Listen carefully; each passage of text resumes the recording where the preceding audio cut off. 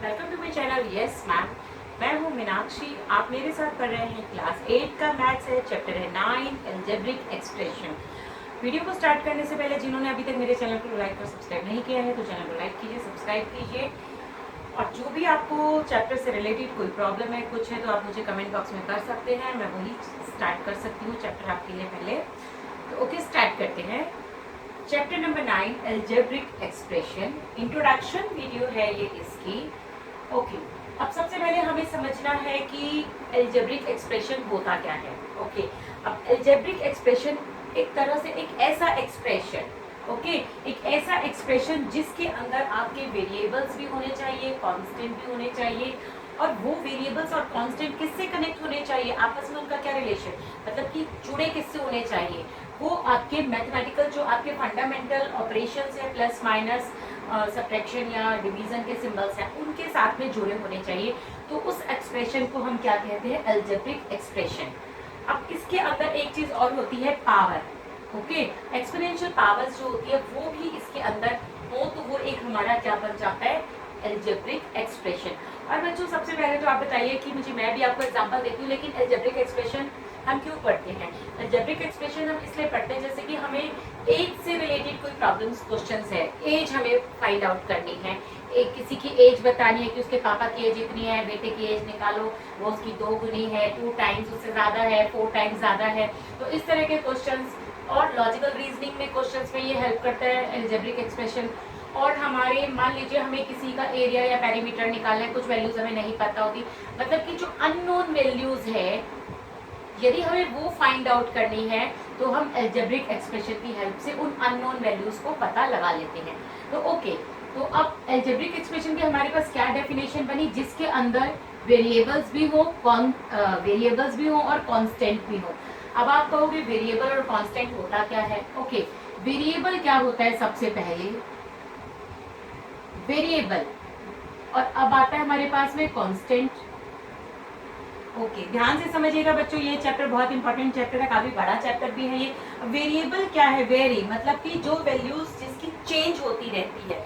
English के alphabets मान लीजिए एक्स है, वाई है, जेड है, ए है, बी है, कोई भी और जो भी है अल्फाबेट्स इंग्लिश के हो गए, तो ये सारे हमारे वेरिएबल्स हैं जिनकी वैल्यू हमें नहीं पता होती, जो चेंज होते रहते हैं।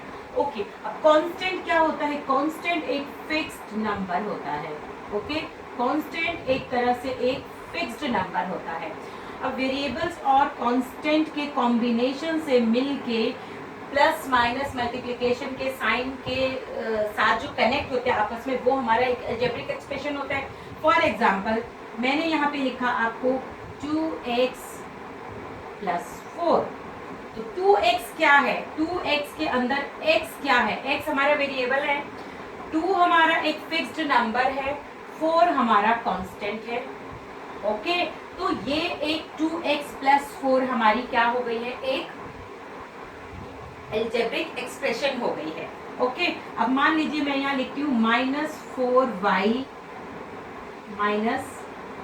5, ये भी एक अलजेब्रिक एक्सप्रेशन है। ओके, अब हम लिखते हैं यहाँ पे 5yz प्लस में 2, ये भी एक अलजेब्रिक एक्सप्रेशन है। अब बच्चों आपको ये समझना है इसमें कि अलजेब्रिक एक्सप्रेशन आपको इतना समझ में आया। ओके, अब हम बताते हैं आपको बेटा कि टर्म्स क्या होती हैं, क्योंकि आपने अभी एक्सप्रेशन पढ़ा, अब हम पढ़ रहे हैं टर्म क्या होती है। इसके अंदर इस चैप्टर में जो जो चीजें आती जाएंगी वो मैं आपको बताती जा रही हूँ। टर्म क्या होती है। ओके, अब आपने देखा अलजेब्रिक एक्सप्रेशन बना था कांस्टेंट और वेरिएबल से मिलके। फॉर एग्जांपल यहाँ पर आपको दिया गया है 4x। ओके, तो 4x, 4 क्या है, वेरिएबल और कांस्टेंट, वेरिएबल और कांस्टेंट। x वेरिएबल है, 4 कांस्टेंट है। कांस्टेंट और वेरिएबल के प्रोडक्ट से मिलके ये एक टर्म बनी हुई है 4x। ओके, टर्म्स, अब मान लीजिए यहाँ मैं लिखूं -6xy, ये भी एक टर्म है, चाहे वो नेगेटिव हो चाहे वो पॉजिटिव हो। टर्म नेगेटिव भी हो सकती है, पॉजिटिव में भी हो सकती है। तो 6xy 6xy भी एक टर्म है, और यदि आपके पास में सिंगल नंबर आ जाता है 7, तो 7 भी एक टर्म है, इसके साथ कोई वेरिएबल नहीं है, ये एक कांस्टेंट है, लेकिन ये भी एक टर्म है। ओके, तो अब 6 आपने इतना समझा कि टर्म क्या होती है, वेरिएबल और कांस्टेंट के प्रोडक्ट से मिलके बन गई ये वाली टर्म। अब ये यानी कि 4 multiply by x is equal to 4x, 4 times x is equal to 4x। Okay, अब यहाँ एक चीज समझने की है आपको कि टर्म्स नेगेटिव भी हो सकती है, पॉजिटिव भी हो सकती है। ओके, अब टर्म में यहाँ पे क्या है, इसको यदि हम इसके फैक्टर्स करें, एक चीज आती है फैक्टर्स, आपको हेल्प करेगा इस चैप्टर में, ये वर्ड भी आपके पास में। फैक्टर क्या होते हैं, फैक्टर्स आपने पढ़ा हुआ है, आपने छोटी क्लासेस से पढ़ते आ रहे हो कि कोई भी दो नंबर्स को जब हम मल्टीप्लाई करते हैं, for example 2 multiply by 6 is equal to 12, तो इस प्रोडक्ट के ये 2 और 6 क्या है, फैक्टर्स है ना, 2 और 6 इस प्रोडक्ट के फैक्टर्स है। तो यानी कि 12 किन किन से मिलके बना हुआ है, 2 और 6, कौन से नंबर्स को मल्टीप्लाई किया गया होगा कि 12 बना। तो ऐसे ही इस वाली टर्म में ये एक सेपरेट टर्म है, ये एक सेपरेट टर्म है, ये एक सेपरेट टर्म है। ओके, एक टर्म के अंदर आपके वेरिएबल्स, दो वेरिएबल भी हो सकते हैं। अच्छा, और ये भी एक एग्जांपल टर्म का लिख लीजिए, यहाँ मैं लिख देती हूँ 3x की पावर मान लीजिए 2 ले लेते हैं, ये भी एक सिंगल टर्म है, 3x की पावर 2, यानी कि जिसके अंदर पावर भी है वो भी हमारी एक टर्म है। ओके, अब ये इसके फैक्टर्स करते हैं, 6xy फैक्टर करेंगे, एक तो -6 हुआ होगा। ओके, और क्या किया गया होगा, हमें मल्टीप्लाई x किया गया होगा और मल्टीप्लाई बाय y किया गया होगा।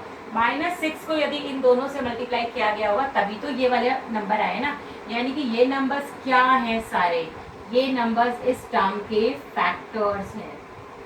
ओके, अब 7 के फैक्टर्स 1 मल्टीप्लाई बाय 7 किया गया होगा, तब इसके फैक्टर्स हो गए 7। अब 3x, 3 multiply x multiply x।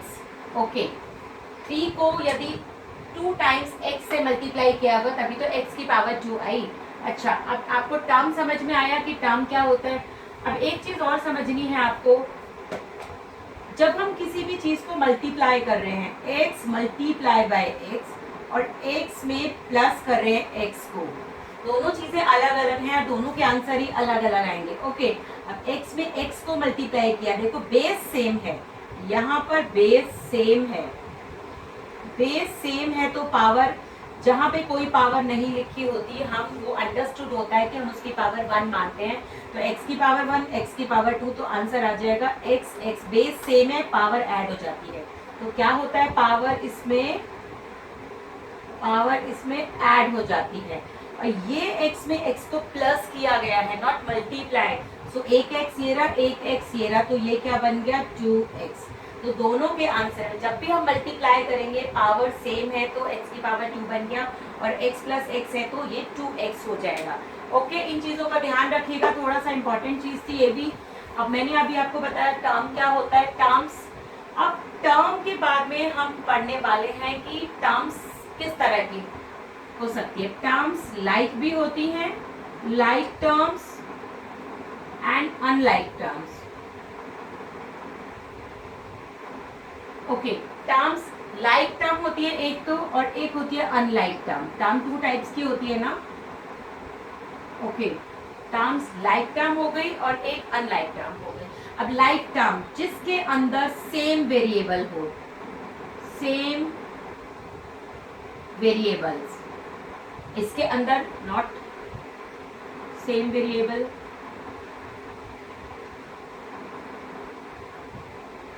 इसके अंदर नॉट सेम वेरिएबल। अब सेम वेरिएबल लाइक टर्म्स के अंदर सेम वेरिएबल वाली, for example 4x 7x minus 9x, okay, 2y 7y, ये सारी लाइक टर्म्स हैं, ये सारी लाइक टर्म्स हैं। ओके, और 3x square minus 5x square, ये भी लाइक टर्म है। देखिए सबका वेरिएबल सेम है, x x x, ये तीनों लाइक टर्म है। ये y y, ये दोनों लाइक टर्म है। 3x की पावर 2 x की पावर, अब ये मत कीजिएगा यहाँ पे कि यहाँ पे x और ये वाला x, वेरिएबल सेम है लेकिन पावर, ये सब लाइक टर्म है। इसकी भी पावर 2 है और इसकी भी पावर 2 है। ओके, अब ये तो आपने देखा कि लाइक टर्म में आपका वेरिएबल सेम होना चाहिए। अब अनलाइक टर्म में क्या है? अनलाइक टर्म में 7y एंड 4x स्क्वायर, ये दोनों अनलाइक टर्म है। ओके, ये दोनों क्या है? अनलाइक टर्म है। ओके, 3xy एंड 9x, ये दोनों अनलाइक टर्म है क्योंकि वेरिएबल यहाँ पे y भी आ रहा है, तो वेरिएबल सेम नहीं है इनका, सिर्फ x यहाँ आ रहा है x, लेकिन y यहाँ नहीं है, तो ये अनलाइक टर्म्स है। तो लाइक और अनलाइक टर्म्स आपने सीखा कि लाइक और अनलाइक टर्म्स क्या होती हैं। ओके, अब लाइक एंड अनलाइक टर्म के बाद में आपको सीखना है इस चैप्टर में और आगे आप क्या पढ़ोगे कि टर्म्स किस किस टाइप की होती है, टाइप्स ऑफ टर्म्स। अभी तो लाइक और अनलाइक टर्म तो हमने पढ़ा है, बट उसके बाद में टाइप्स ऑफ टर्म्स, जैसे कि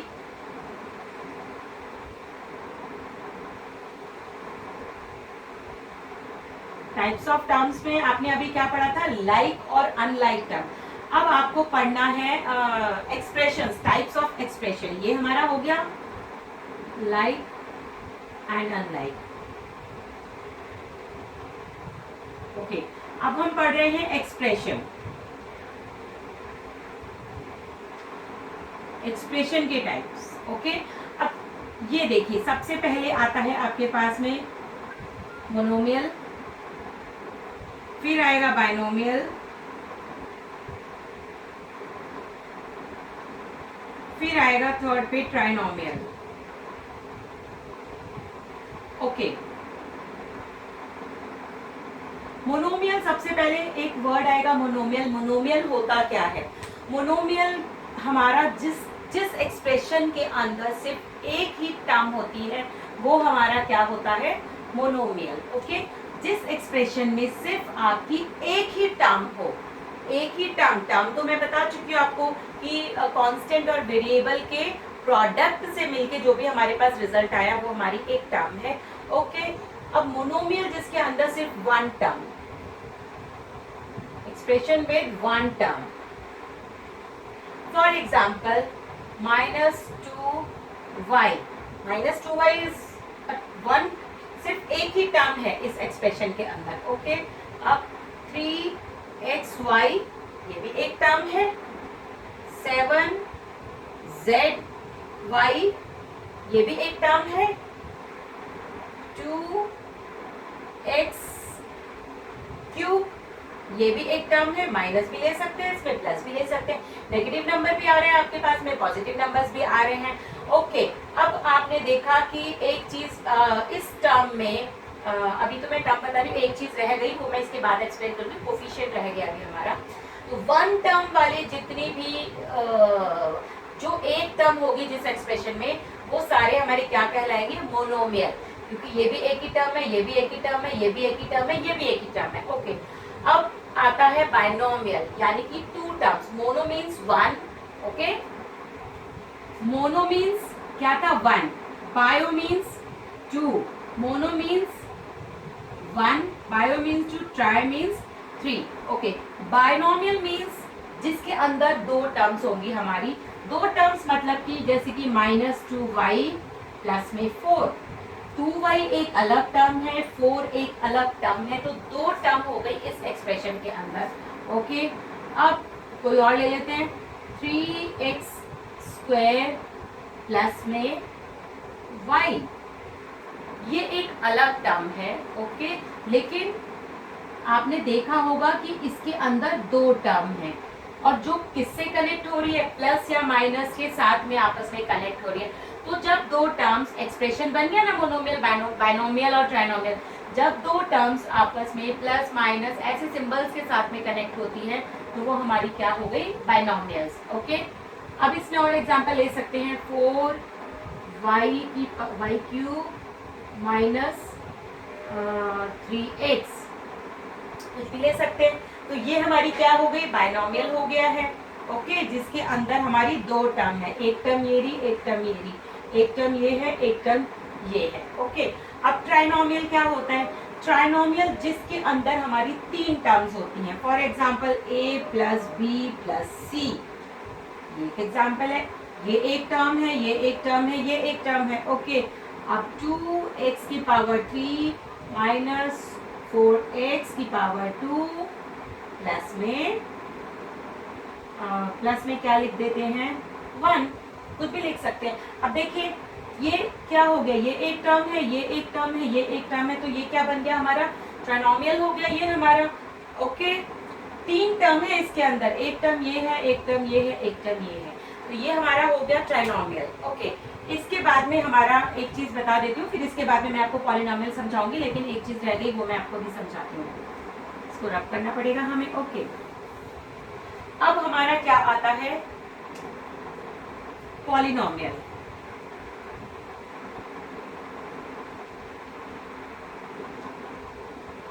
पॉलिनोमियल्स क्या है, पी से डिनोट करते हैं हम पॉलिनोमियल को। अब पॉलिनोमियल क्या होता है हमारा, पॉली का मतलब क्या होता है, पॉली का मतलब होता है मैनी, बहुत सारे, नॉमिनल मतलब की टर्म्स। ओके, मतलब कि बहुत सारी टर्म्स।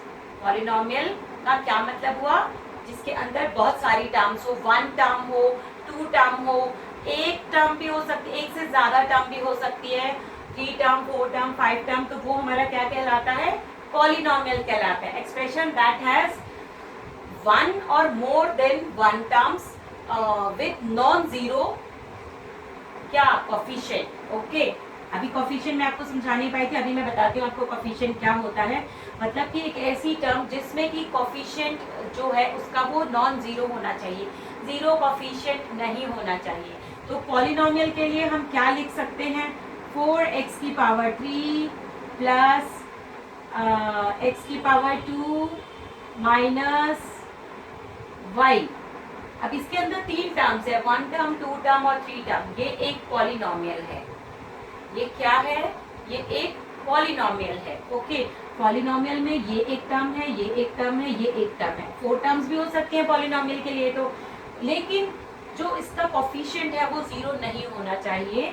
कोफिशिएंट क्या होता है, अब मैं वो भी बता ही देती हूँ आपको साथ साथ,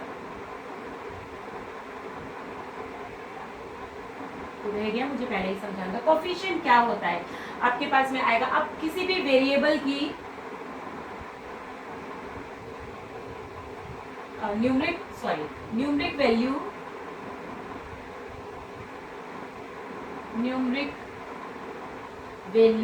ऑफ वेरिएबल्स, किसी भी वेरिएबल की न्यूमरिक वैल्यू जो है वो हमारी क्या होती है, कोफिशिएंट होती है। फॉर एग्जाम्पल यहाँ समझने की कोशिश कीजिए, 4x है मेरे पास में, x is our variable, x हमारा वेरिएबल है, x की न्यूमरिक वैल्यू क्या है, ये 4 है, तो x का कोफिशिएंट, इस वाली टर्म का कोफिशिएंट क्या है, 4 is coefficient of 4x, 4 is coefficient of x का कोफिशिएंट है, और इस टर्म में 4 is coefficient of 4 is coefficient of x in the term, ऐसे लिखिए इसे, in the term 4x। Okay, यानी कि ये इतना समझ में आया आपको, 4x है, किसी भी वेरिएबल के साथ यदि कोई नंबर ऐड है, न्यूमरिक वैल्यू है उसकी, चाहे वो नेगेटिव हो चाहे वो पॉजिटिव हो, वो उसका कोफिशिएंट होता है। ओके, फॉर एग्जाम्पल अभी मैं आपको एक दो एग्जाम्पल्स और दे देती हूँ, -7xy, coefficient numeric value x और y की, कोफिशिएंट की न्यूमरिक वैल्यू, इस x और y की न्यूमरिक वैल्यू क्या है, -7, तो -7xy का कोफिशिएंट क्या है, -7। ओके, ये क्या है, कोफिशिएंट xy का। ओके, अब और लिख लेते हैं, कोई और एग्जांपल देख लेते हैं इसमें, -3x की पावर क्यूब। ओके, अब x क्यूब का कोफिशिएंट क्या है, इस एक्स क्यूब वेरिएबल है, एक्स की पावर 3, एक्स वेरिएबल है, एक्स की वैल्यू फिक्स नहीं है, अननोन वैल्यू है और ये वैल्यू बदलती रहती है। ओके, बदलती रहती है ये वैल्यूज, एक्स में हम कुछ भी मान सकते हैं। सो इसलिए ये वेरिएबल है। और एक्स की पावर क्यूब का क्या कोफिशिएंट है, इसका कोफिशिएंट क्या है, -3। ओके, और देख लेते हैं 4yz, 4yz में yz का कोफिशिएंट क्या है, वेरिएबल है yz, इसका कोफिशिएंट क्या है, 4, इसका कोफिशिएंट है 4। समझ में आया कोफिशिएंट क्या होता है, एक न्यूमरिक वैल्यू होती है वेरिएबल की, वो हमारा कोफिशिएंट होता है। ओके, अब मैं आपको बता रही थी, यहाँ पे पॉलिनोमियल समझा रही थी मैं आपको। Polynomials, poly means many and terms, बहुत सारी टर्म्स, जैसे कि ये एक टर्म हो गई है। ओके, अब इसके अंदर और भी कोई टर्म्स ले सकते हैं, a + b + c, ये भी एक पॉलिनोमियल है। 3 टर्म्स है इसमें, ये भी तो एक पॉलिनोमियल है। ओके, और कौन सा पॉलिनोमियल हो सकता है, 9y³ + y⁻² -4। ओके, ये भी एक पॉलिनोमियल है। 3 टर्म्स वाले पॉलिनोमियल है। ओके, 5y² -3, ये भी एक पॉलिनोमियल है। तो ये सारे पॉलिनोमियल्स होते हैं जिसके अंदर कोफिशिएंट जो है वो किसी भी वेरिएबल का कोफिशिएंट जो बट 0 नहीं होना चाहिए, non zero coefficient. Okay, y की पावर यहाँ पे देखिए y का कोफिशिएंट 3 है और यहाँ तो वेरिएबल ही नहीं है, तो ये तो हम देख ही नहीं सकते, फिर यहाँ तो वेरिएबल है ही नहीं। यहाँ पे x का कोफिशिएंट 4 है। ओके, यहाँ पे तो कोफिशिएंट दे रखा है, न्यूमरिक वैल्यू नहीं है। ओके, ABC, तो ये सारे एक तरह से पॉलिनोमियल्स हैं। ओके, अब आपको मैं बताती हूँ पॉलिनोमियल्स क्या नहीं हो सकते हैं, कौन कौन से ऐसे एक्सप्रेशन आ सकते हैं जो पॉलिनोमियल नहीं हो सकते हैं। तो पॉलिनोमियल में जो है नेगेटिव पावर्स,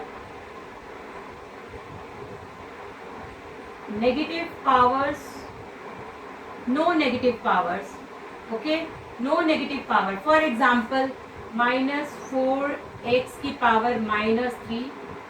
ओके, ये प्लस में 2, अब ये पावर माइनस में है, पावर हमेशा पॉजिटिव होगी तभी वो एक पॉलिनोमियल होगा। अब ये 2 टर्म वाला पॉलिनोमियल तो है देखो, लेकिन ये पॉलिनोमियल है क्या, देख के बता, आपको लग रहा होगा this is a polynomial, but यहाँ पावर नेगेटिव है तो ये पॉलिनोमियल नहीं है।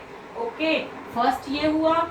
सेकंड में यदि कोई भी नंबर ओके डिवाइड में दे रखा है, जैसे कि 1/x प्लस में 2y -3, अब आप बोलोगे क्या ये एक पॉलिनोमियल है, देख के तो लग रहा है ना आपको कि ये पॉलिनोमियल है, but this is not a polynomial, क्योंकि कभी भी डिवीजन में वेरिएबल नहीं हो सकता। कोई भी कांस्टेंट और वेरिएबल डिवीजन में नीचे डिनोमिनेटर कभी भी वेरिएबल नहीं होगा। यदि डिनोमिनेटर में आपका कोई भी वेरिएबल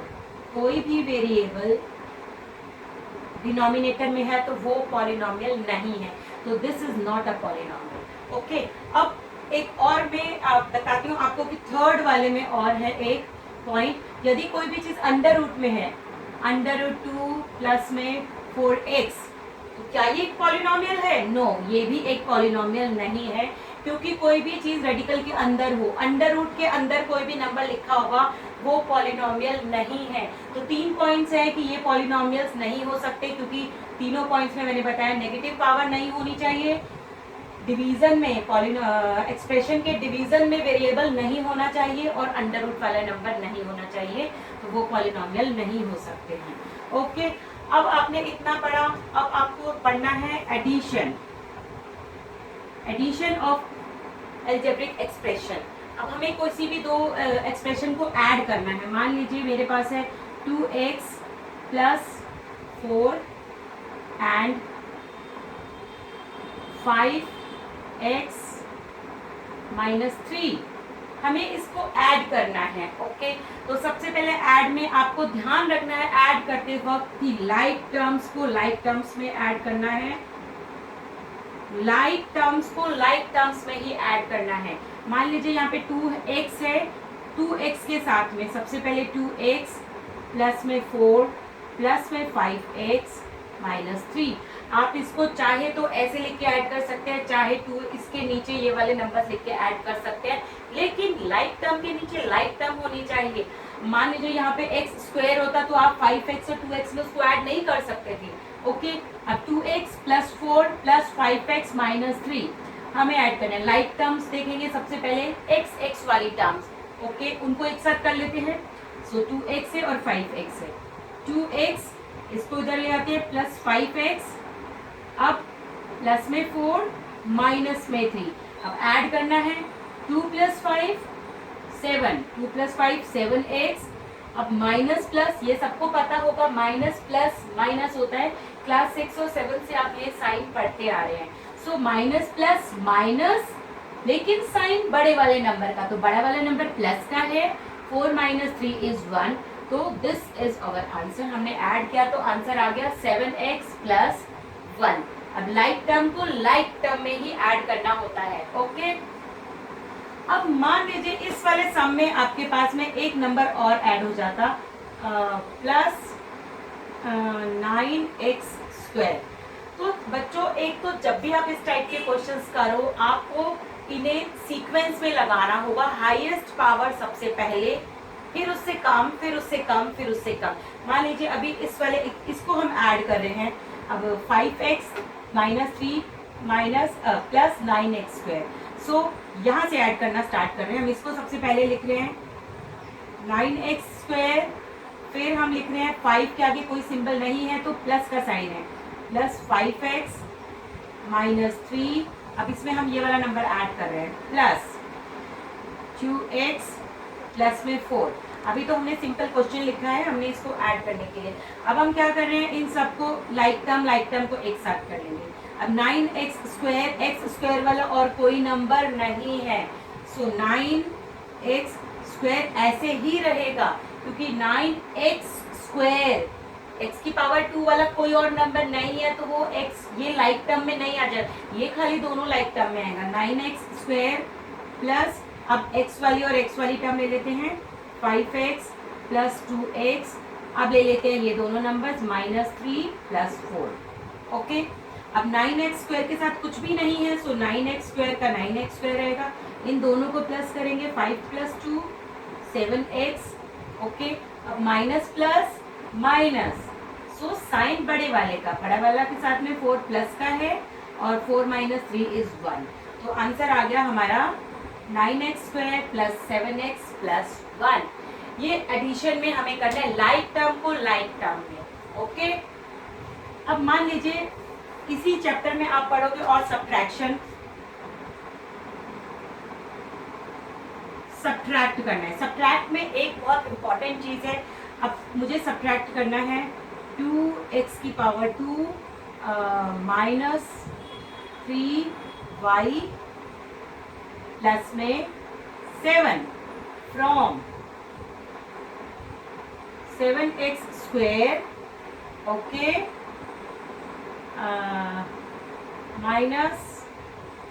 -y माइनस में, और क्या लिखते हैं हम यहाँ, माइनस में 9 कर लेते हैं।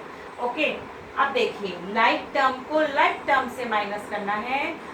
ये मत कीजिएगा, मान लीजिए यहाँ नंबर ही नहीं होता, यहाँ 7 है या 9 है, तो आप क्या करते फिर?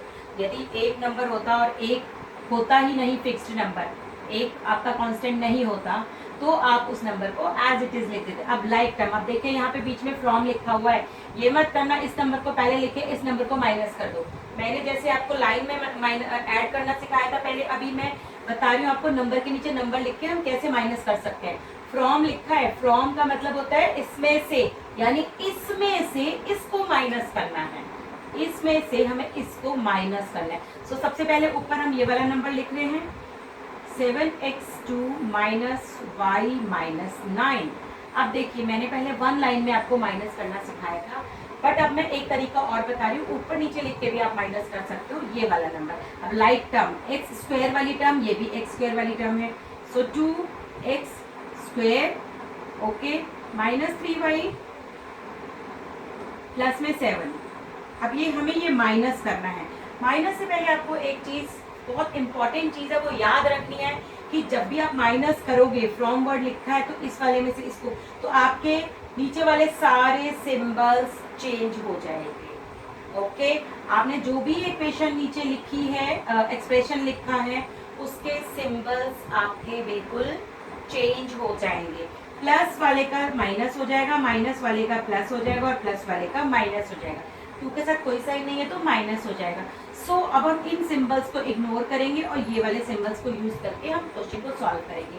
So minus minus plus, -9 -7 minus minus plus, तो 9 + 7 = 16। सिंबल कौन सा आएगा? बड़े वाले का, बड़े वाले के साथ 9 माइनस का साइन है तो -16। ओके, अब ये हो गया माइनस प्लस माइनस। सो 3y में से यदि हम एक y माइनस कर देंगे तो क्या आ जाएगा? 2y। और साइन कौन से वाले का आएगा? बड़े वाले का, बड़े वाले के साथ प्लस का साइन है, सो बड़े वाले के साथ प्लस का साइन आ गया 2y। Minus plus minus, minus करना है, 3y में से 2y माइनस कर रहे हैं हम, तो क्या आ गया? प्लस का 2y। ओके, अब क्या करना है? 7 में से 2 माइनस का हो गया, 7 में से 2 माइनस करेंगे तो क्या आएगा? 5x⁻²। और साइन कौन से वाले का आएगा? बड़े वाले का, प्लस। तो ये हमारा आंसर आ गया 5x² + 2y - 16। ये हमारा इस इक्वेशन का आंसर आ गया। तो ऐसे हमें सब्ट्रैक्शन करना है कि जो भी हम नीचे एक्सप्रेशन लिख रहे हैं उसके सिंबल्स हमें चेंज कर देने हैं, जो भी हम माइनस कर रहे हैं इसमें से। ओके, ये था सब्ट्रैक्शन। अब आपके पास में आ रहा है आपके पास मल्टीप्लिकेशन। आपको मल्टीप्लाई करना है। इसमें मल्टीप्लाई करने के लिए मोनोमियल को मोनोमियल से मल्टीप्लाई कर सकते हैं, बाइनोमियल को आपको जैसे क्वेश्चन में दिया जाएगा आपको वैसे दिया जाएगा। जैसे कि 1 टर्म है 4x। ओके, सबसे पहले हम कर रहे हैं, ये एक ही टर्म है तो ये मोनोमियल हो गया। मोनोमियल को मोनोमियल से मल्टीप्लाई करें, 4x × 5। 4x को एक टर्म है ये, एक टर्म है ये, 4x को 5 से मल्टीप्लाई करना है तो 4 × 5 = 20 और 20 के साथ में x हमने जोड़ दिया, 20x आंसर आ गया। यानी कि मोनोमियल को मोनोमियल से मल्टीप्लाई किया गया है। अब और इस चैप्टर में आएगा आपको मोनोमियल को बाइनोमियल से भी मल्टीप्लाई करना आ सकता है। For example 5y, okay, multiply by 5y multiply by 2y + 3। Okay, अब एक मोनोमियल, एक ही टर्म है, मोनोमियल को 2 टर्म वाले यानी कि बाइनोमियल से मल्टीप्लाई करना है। इसका मतलब होगा आपको इसको इससे भी मल्टीप्लाई करना है, आपको इसको इससे भी मल्टीप्लाई करना है। सो 5y को 2y से मल्टीप्लाई करेंगे तो क्या आंसर आएगा? 5y × 2y, प्लस का सिंबल यहाँ प्लस किया है, सो 5y × 3।